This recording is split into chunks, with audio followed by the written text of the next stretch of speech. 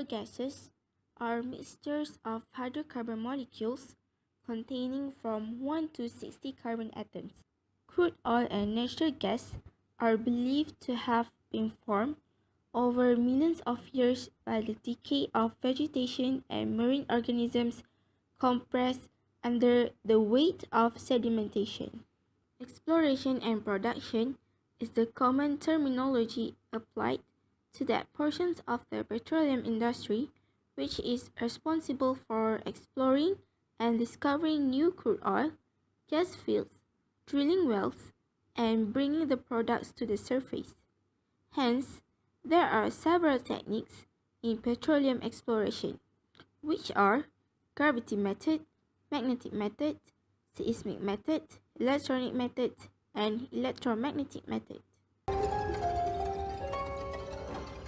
Gravity method was the first geological technique to be used in oil and gas exploration.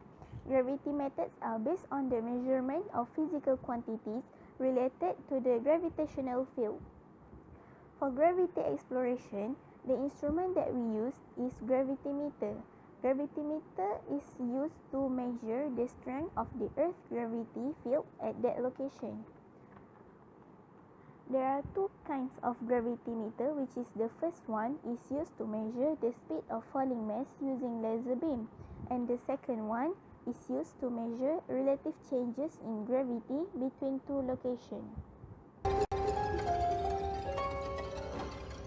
Magnetic methods are based upon measuring the magnetic field effect produced by varying concentrations of ferromagnetic materials. The instrument that we use in this method is magnetometer. It can help to find structures that might contain oil, for example, sedimentary rock that may lie on top of the denser igneous or basement rock. Geomagnetic field, which is the magnetic field around the Earth, is believed to be mainly originated from the liquid outer core of Earth containing high concentration of iron. Ferrous magnetic deposit can be detected by measuring local variations of the geomagnetic field.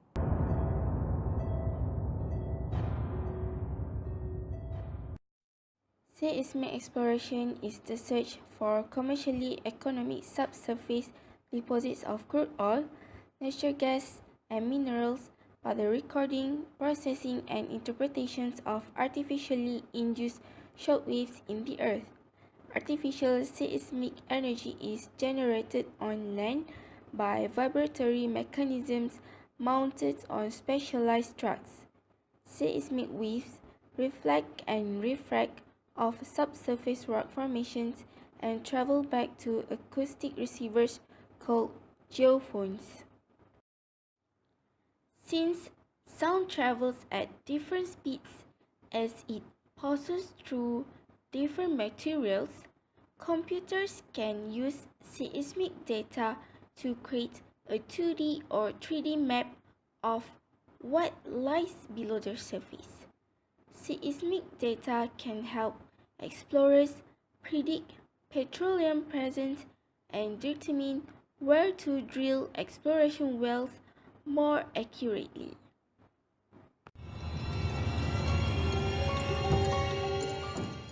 Next is electrical method. It is used to determine the electrical resistivity of the Earth's subsurface.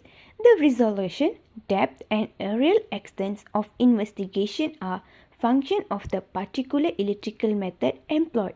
It classified into two groups, which is using a controlled human energy source. Another one is using naturally occurring electrical energy as a source. The controlled source methods are most commonly used for shallow investigation, from characterizing superficial materials to investigating resistivities down to depths as great as 1 to 2 km. The natural source methods are applicable from depths of tens of meters to great depths well beyond those of interest to hydrocarbon development. Electrical methods require familiarity with the relationship between soil and rock characteristic and the resistivity obtained from the electrical data. The resistivity of subsurface rock formation is one of the physical properties determined through the process of logging that is performed on most oil and gas wells. Electromagnetic method. It provides a means to measure subsurface electrical conductivity and to identify subsurface metal objects.